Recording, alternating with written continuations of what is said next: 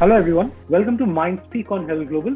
I am Saimik Sen. Joining us today, a former India's number one badminton player who is a double Olympian, and also she has 9 consecutive championship wins, Miss Aparna Popat. Welcome to Herald Global. Thank you so much for taking out this time for us. Let me begin by asking you, by winning 9 consecutive titles, you equaled the record of your mentor, Mr. Prakash. How did it feel? Um, it's hard to put into words because it was the last national championships I played, which was Sure. my last senior nationals. And at that point in time, I was nursing a wrist injury, which had been troubling me for about a year and a half before the tournament. So I think more of my attention was really on being able to play the tournament and not really on the record or on the ninth consecutive senior national title or anything of the sort. I think going to the tournament was just, let me finish this tournament. Let me, play till the end. And I knew if the pain came back, then I wouldn't have been able to complete the entire tournament and I had to stop midway. So I think when I did win, eventually where I beat Saina Nehwal in the final, I think it was a sense of relief more than anything else and of tremendous gratitude because it was my, I think, about 17th or 18th year on circuit. And this was a very big moment for me because somewhere in my heart, I knew that this would be Definitely. the last. This would be the last. And then to, after that, realize that you've equaled the record of, Padma Shri Prakash Padukone, who's my idol and mentor. It just makes it that much sweeter. But having said that, I mean, he's somebody I look up to so much. And I think I'm just very blessed to be able to achieve all that I did.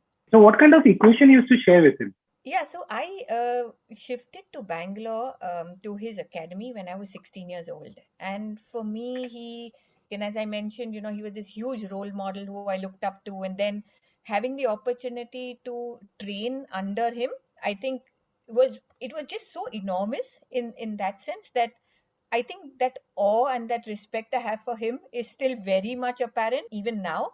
But Sure. I've obviously not seen him as a player because he played much before my time. But he's been giving us practice when we were training. And from that, I've seen him as a coach and also as a mentor and also in a personal capacity in that sense. So putting all this together, all I can say is that a huge, huge regard for him. And he's a man of very few words. So every word that he says was something that I would like hang on to and remember. And I think I'm just very lucky to have somebody like him, especially at the years where I was growing up, because he's just such a huge role model, not only with his performances in badminton but also off the court and the way he Sure. conducts himself. So yeah, I think I've just been very lucky. You also were mentored under Mr. Anil Pradhan. How was the experience? So, Mr. Anil Pradhan, I met him when I was 8 years old. And at that point, I didn't know anything about badminton and I'd never played badminton before. So, in a sense, he was the one who initiated my journey into the sport. And I always say this, he was not my coach, but he was my guru. Because from 8 years to the age of 16 years, he was the one who actually groomed me, not only how to play badminton, like he taught me how to hold the grip, my footwork, my technique, but also strategy, the concepts of the sport. But also a lot of who I am personally is because of him. So in that sense, he's mentored me a lot. And I remember he used to just tell me one thing. He said, "You cannot be a champion on the court if you're not a champion off the court." So Sure. both these things need to coincide if you really want to succeed. And I'll always remember his words. And he's like a father figure to me. And he really coached me with a great balance and combination of the sternness of a coach but the gentleness of a parent. So I think that really worked. And again, I got my concepts right. So going forward, things were just much easier because of him and his coaching. Please tell us about the journey, especially how did it all begin for you?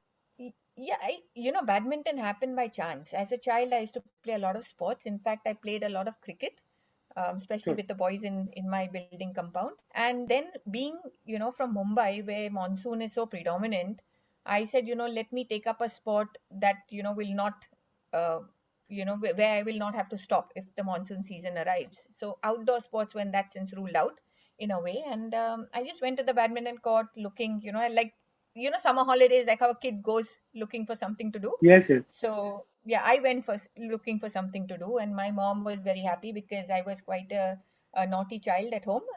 So she said, you go out and stay out of the house. And just by chance, on day one, we met Anil Pradhan, who we didn't know at all. I mean, I come from a Gujarati non-sporting family completely. So we didn't know anything about anything, literally. What is nationals, what is badminton, what is competitive sport? Nothing.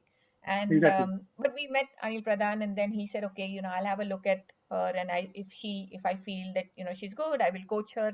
Others, I'll redirect you to another coach who will help her out, and she can join the summer camp and so on and so forth. But I think on day one, I don't know what he saw in me, but he told my mother, just send her with any pair of shoes, any racket, I don't mind. You want to pay me, you pay me. If you don't want to pay me, that is also fine. But from tomorrow, please send your daughter for Oh, coaching wow. every single day. And that's how my journey really started. And then it was day on day practice. I used to play 7 days a week. And yeah, I think, and luckily for me, year one on circuit, I won the nationals and then went on winning till the last nationals that I played. Yes, that changed everything. So, can you recall any of your favorite moment, which was very challenging at the same time from your career? So that is one match that I also haven't been able to fully comprehend, but it's very special to me. It was the semi-finals of my Commonwealth Games, and I was playing Julia Mann of England, and I was down 1-9 in the third set. And at this point, it was 11-point game, not unlike now where it's a 21-point game. Sure. And I was down 1-9, so basically 2 points away from losing that match and losing a chance to secure a medal and move into the finals. And at that point, I remember something switching in my head. I remember all my teammates sitting on the sidelines, cheering like crazy for me because, we obviously went as the Indian contingent and we wanted a Sure. medal. And, I don't know how I recovered, but those 9 points made it 9-all and then went on to win that match and get to the finals, Oh, becoming, wow. the first women's singles player from India to reach the finals of the Commonwealth Games. So that match I think is very, very special. But there have been others, of course, Olympics, both the Olympics I played, all the matches there, in the year 2000 and 2004, those were very special. And then obviously my first nationals in 1989 in Bangalore as 11-year-old, and then my last nationals, where I got my ninth record title in the seniors.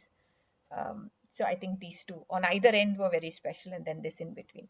You have spent so much of time in this field of work. You're a double Olympian. You have 9 championships under your belt. So do you think the government is doing enough in terms of the sports infrastructure for women? I think yes, they are doing a great job and it's getting better year on year. I mean, you can't compare it, at the time I was playing to what it is now. It's improved by leaps and bounds, and hence you see performances also, from our Indian athletes improved Sure. tremendously. So I think they are doing a great job, but we always need to remember that India is a very big country. We are aspiring for medals at the Olympics and these games, but also there's a reality that our country faces. So we're in a way that there are challenges within our country that are non-sporting challenges, but serious ones. So I think to balance it for the government becomes a bit of a challenge. But I think as far as sports is concerned, they definitely have been doing very, very well and putting in a lot of money into sport.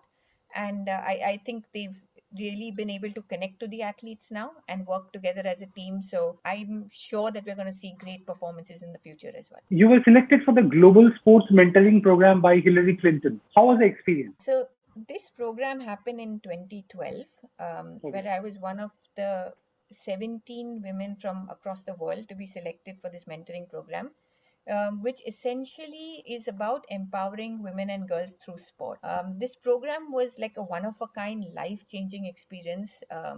The 1 month I had in the US, being mentored by very successful female leaders across the board, I think gave me a lot of confidence, and basically it was about leadership, about mentorship. We understood the importance of mentorship, and especially in a sporting field, because when you say sport, you usually just think coach, but this was very, very essential. And also, I think the power of really coming together, from across the world, when we were discussing, we were saying, what are the challenges you face in your country? And then, and then bring, sort of exchanging ideas, you realize that the challenges pretty much are the same. And, there are so many different ways to address them. And I think collectively, if we can do that, then yes, we will find success, in empowering the women and girls. And sports a great medium to do that. How have the leagues such as IBL and PBL helped in taking the game forward? So both these leagues have been, very, very successful in their own right. It's really brought India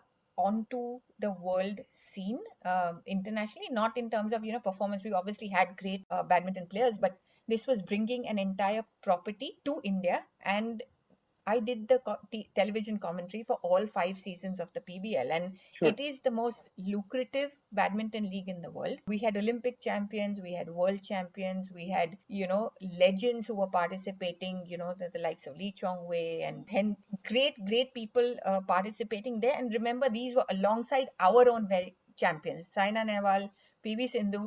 All of them were in fray, and in a team setup they play together, they sort of rub shoulders with the best, and the juniors are the ones that probably benefit the most, because they get to see their role models, and the champions who they are usually looking up to or look at usually on TV, but they can get to meet them and be a part of the same team. So I think all in all, the league has done a lot of good for Indian badminton, but it has also been a very, very important aspect of world badminton. Of course, this is when it was held pre-COVID, and we hope to see the So, next season coming out somewhere sure. later this year. We have seen the peak of success in badminton. So, according to you, what are the qualities of a badminton player should possess to reach that level?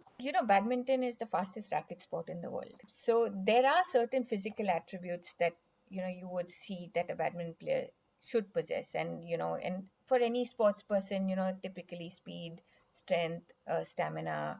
You'd want agility, you want great coordination. I also feel somewhere that badminton is a sport that can afford a lot of creativity, because there's just so many strokes that can be played in badminton, which is unlike a lot of the other racket sports.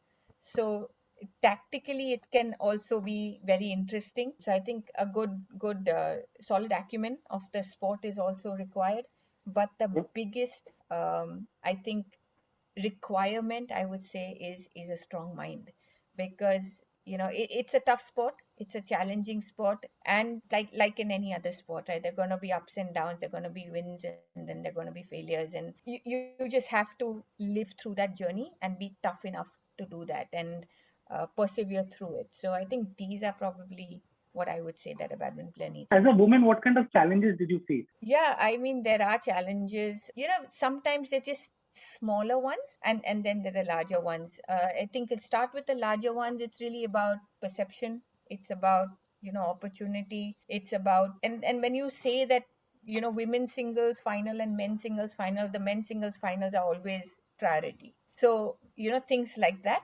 But regarding the smaller things, it's like practical things like changing rooms, or shuttles that were meted out to us. I think a lot of the times in the camps, the women's players get to play with shuttles that have been first used by the men's singles players or the men's doubles players, and at that point in time we just used to take it for granted and say this is the way it is, and we never really paid heed too much, though sometimes it affected you, but then we just said that's the way it is. And I think these things were there. But having said all said this, badminton is a sport where the men and women play together on at the same tournaments. We also have a mixed doubles event, so in that sense there's not too much differentiation, but not as much as a lot of the other sports. So I think we're somewhere in between as far as That's badminton is nice to hear. concerned. And yeah, and now with Saina Nehwal and PV Sindhu doing so well, then we the women's Things players have are changed. Yeah.